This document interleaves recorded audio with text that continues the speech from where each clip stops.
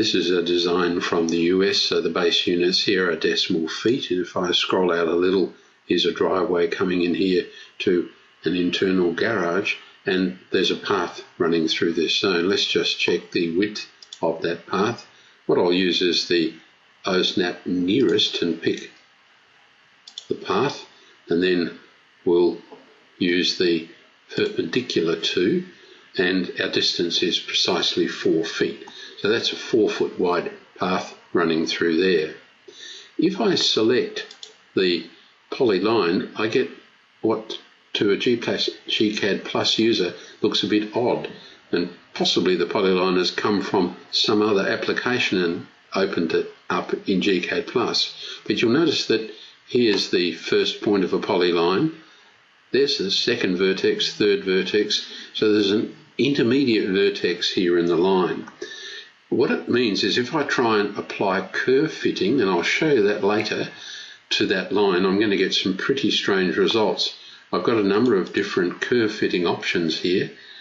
So what I'm going to do is unselect all, come over here to the Object Snap drafting settings. I'll turn Object Snap on and I'll pick the nearest option. Now I'm going to start the polyline command. I've set my drawing color to magenta, and what I can do is firstly snap to the end, and I can, without having to zoom in, I can copy. And you notice because where the polyline curves, I'm keeping my points fairly close together as we get where the polyline runs straight. So here we have a few tighter points. I'm probably going overboard. I probably don't need them as close together as this, but I hope this will demonstrate the value of curve fitting, and I hope you will see that, and it obviously goes to, let me zoom in, it goes to the end there, and right click to finish. Now if I pick, hopefully I can get that magenta line. Can you see that we put 34 vertices or control points along that line? And just for the moment I'll unselect all. What I want to try and do is dive in there and pick the white line, and I'm going to apply curve fitting to it, and I'll say I'm going to, actually I've rehearsed this so I know I want to be over in this zone. Now remember, there's our first vertex, first vertex 0, and second vertex is there, 1. So let me again just see if I can, I have it selected. Now what I can do is say quadratic B-spline. Can you see there's the curve fitting? I'll unselect all so that you can see it.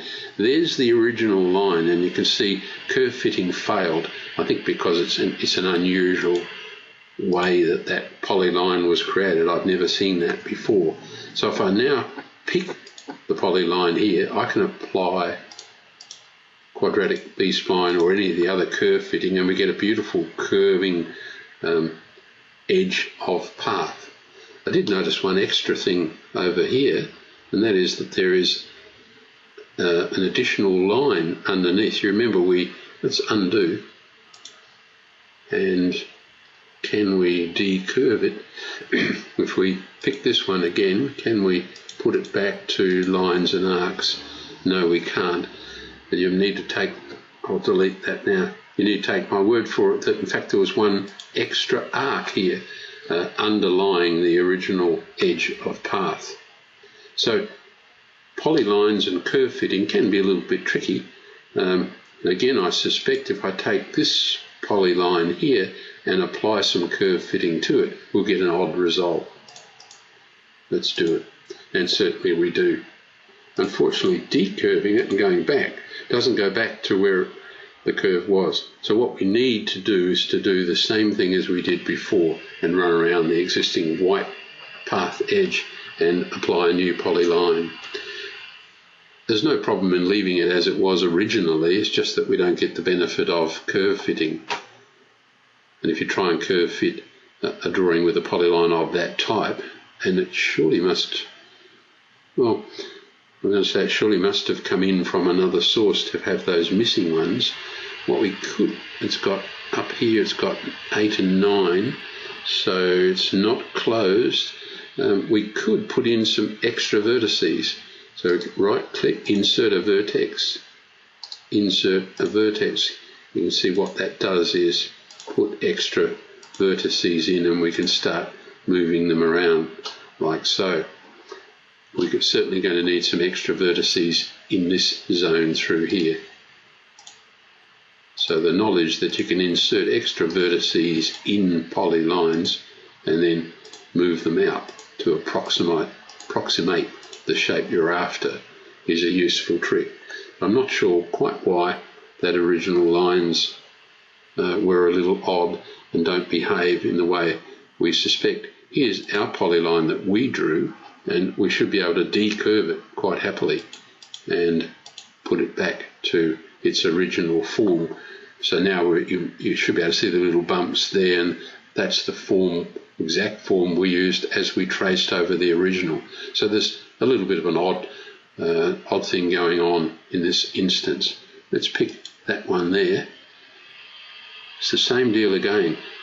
0 there, 1 there. Every other vertex is missing. If we select it and click that vertex, yeah, we can move it. It's certainly part of the drawing, so I'm at a loss to explain that.